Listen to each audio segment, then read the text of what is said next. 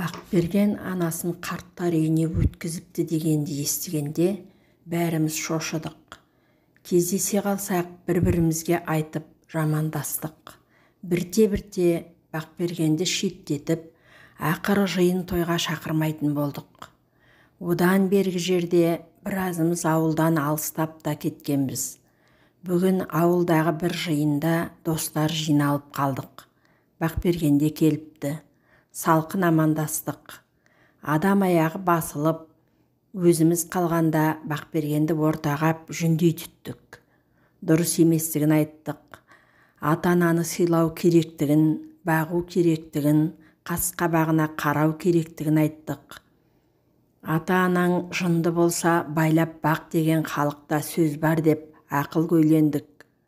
Ол үнсіз тыңдады, сөзді бөлмеді. Сосын кенет біреуді кінәлауға келгенде, біреудің қисығын көрсетуге келгенде шеберақпыз, Бәрің айтып болдыңдар ма? Енді мен сөйлейін, сендер тыңдаңдар. Сен, Қазыбай, анаңмен бір ауылда тұрасың, шақырмаса бармайсың. Сенбі жексенбіде әйеліңмен барып, үй ішін жинап бердің бе? Тәтті тағамды ортаға алып, бірер сағат қасында болып, анаңа көңіл бөлдің бе? Есіңде ме, әйелің екі қабат болысымен сен кішкентайларыңды азанда жұмысқа бара жатып, анаңа апарып тастайтынсың. Кешке алып қайтатынсың. Әйелің жұмыссыз үйде отырады, ал кемпір болса, отырып тұрып, етегіне сүрініп жүріп, немерелерінің ас суын беріп шаршайды. Сен әйеліңді аяйсың, анаңды неге ойламайсың? Мұны бүкіл ауыл сөз қылатын. Ал сен, Марат, үйленген кезің есіңде ме? Сен ұмытсаң да ел ұмытқан жоқ. Тойдан кейін бір күнде қалмай, бір рет әйеліңнің қолына сыпырғыш ұстатпай, бір кесе шай құйғызбай, қалаға алып қаштың емес пе? Анаңның қолында келін жоқ екенін білесің. Тойдан кейінгі бұрқыраған ыдыс-аяқ пен шашылған үйді кім жинайды дедің? Оны көршінің келіндері 2 күн жүріп жинасты. Ішінде жаман да болса менің әйелім болды.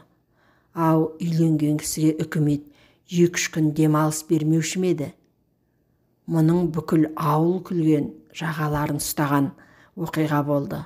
Содан бері сен ауылға қанша рет келдің? Келдің бе өзі? Ананы сыйлау, аялау жайлы ақыл айтқыларың келеді. Сен де тыңда, Жанарбек, оқығансың, қалада тұрасың, жұмысың бар, бұлтиып қозы қарныңның шыққанына мәзсің. Балалы болдың, сол балаң өз ата-әжесін тани ма, іздей ме? Қане сенің ата-анаңа немере сүюдің қызығын көрсеткенің? Сенің әке-шешең үйіңе бір күн түнеді ме? Үйім тар, бір бөлмелі дейсің. Бірақ қайненең айлап жылдап сыйғанда, шөкімде ғана анаң сыймады ма? Бала өзі кімдікі? Қай рудың баласы? Нағашыларынікі ме?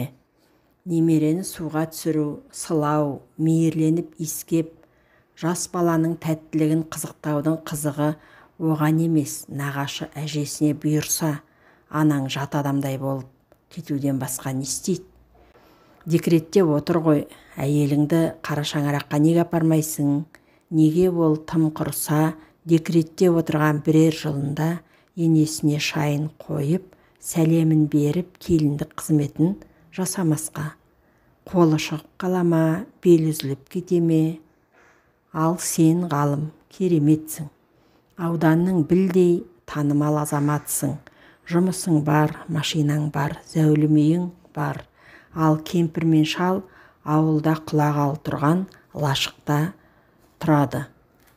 Хан сарайын салып бермесең де, отын суын неге әпермейсің?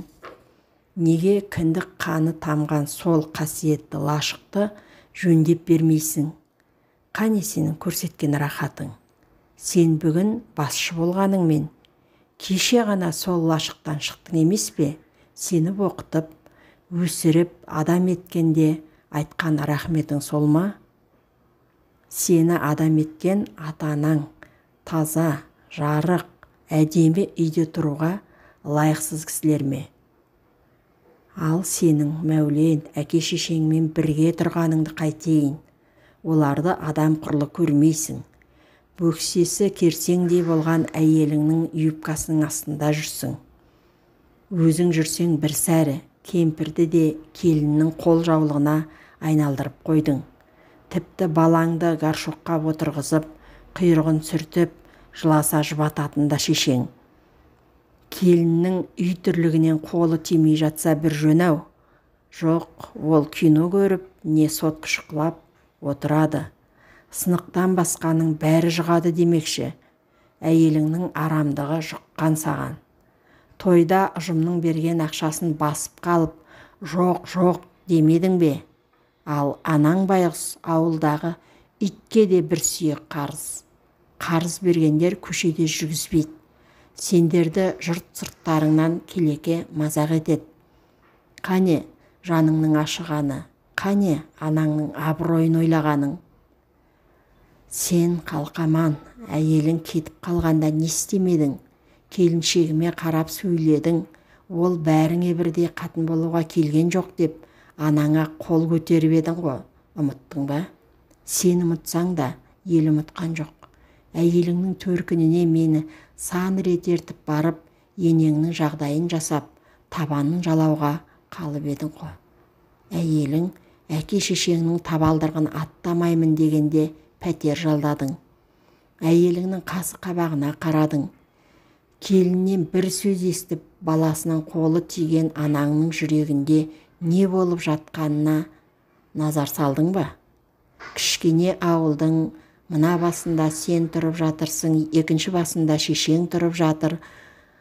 Өзің барасың, әйеліңді апара алмадың. Бір ауылда тұрып, ене мен келін бір-бірінің есігін ашпағаннан асқан азап бар ма ата-ана үшін? Ананы сыйлау жайында маған әңгіме айтқың келеді. Иә, мен жаманмын. Анамды сыйламаған, әйеліме сыйлата алмаған оңбағанмын. Ал сендер сол оңбағандықты жасырын түрде істеп келесіңдер. Бар шындық осы. Күлетін ештеңесі де жоқ. Қарттар үйіне өткізген жоқпыз деп көкейсіңдер. Бірақ қайсысың ата-анаңа мейірім көрсетіп жатырсың? Менің 4 балам бар. Әйелім адуын, оған рас әлім келмеді. Өзім бір апталап камаз айдап алыс сапарда жүремін. Үйге келгенде анамның жүзінен айтпай-ақ жағдайы болмайтындығын сеземін. Сол жаныма батады. Әйеліме айтып түсіндіре алмадым. Оның үйде отырып қан жұтқанынан, қарттар үйінде болып таза болғанын, қарны тоқ болғанын, ауырмағанын қаладым. Өз отын, қара шаңырағын сағынатынын білемін. Сол болқылықтың орнын толтырғым кеп, тастанды болдым деп ойламасын деп, сапардан келе сап қарттар үйіне жүгіремін. Бастығынан сұрап ап қаланы қыдыртамын. Жай бақтап отырып бірер сағат әңгімелесеміз. Ағайынның той томалағына апарып, өлім жітімнен қалдырмауға тырысамын. Әйеліммен ажыраса алмаймын, өйткені 4 баламды қимаймын. Үйде оның жағдайы болмайды. Соған жүрегім ауырады. Мен 2 оттың ортасында қалдым. Ал сендер ше? Аналарың үйлеріңде отыр. Бірақ ол кісінің жаны рахаты бар ма? Бірде түнде келе жатып, дарбазаның сыртында жылап отырған сенің анаңды көрдім жеткерген. Сағат түнгі 3 болатын. Қасына барып жағдай сұрап ем, намыстанып айтпады. Сонда ол кісі бостан-босқа жылап отырған жоқ қой. Мен сонда сенің анаңды алтын тордағы бақытсыз құсқа теңедім. Іштей әрине. Өткен жолы анаң ауырып больницаға түсті ғалым. Әйелің екеуің бір машинамен келіп, қолына тиын тебенін ұстатып кетіп қалыпсыңдар. Өйтіп қаймана қазақта істейді. Жаның ашыса алып кетіп емдетпеймісің? Сен ауырсаң, сол шешең сенің жаныңнан шықпас еді. Сенің анаң әйеліңнің құлы, балаларыңның күтушісі ғана. Өтіріктеш мәке. Біріңнің анаң 7 перзент тауыпты. Ерге кеткен қыздарды қойшы. Ал 4 ұлы болса да, баласы жандай жалғыз, шалы екеуі ғана. Ал енді бірің әке-шешеңнен намыстанасың. Олар дұрыс сөйлемей қойса, дұрыс істемей қойса, жалт етіп әйеліңе қарайсың. Сол ренжіп қалмадым екен деп жалтақтайсың. Мен ғана ата-анадан жалғыз екенмін. Қалғандарыңның Аллаға шүкір бауырларың бар.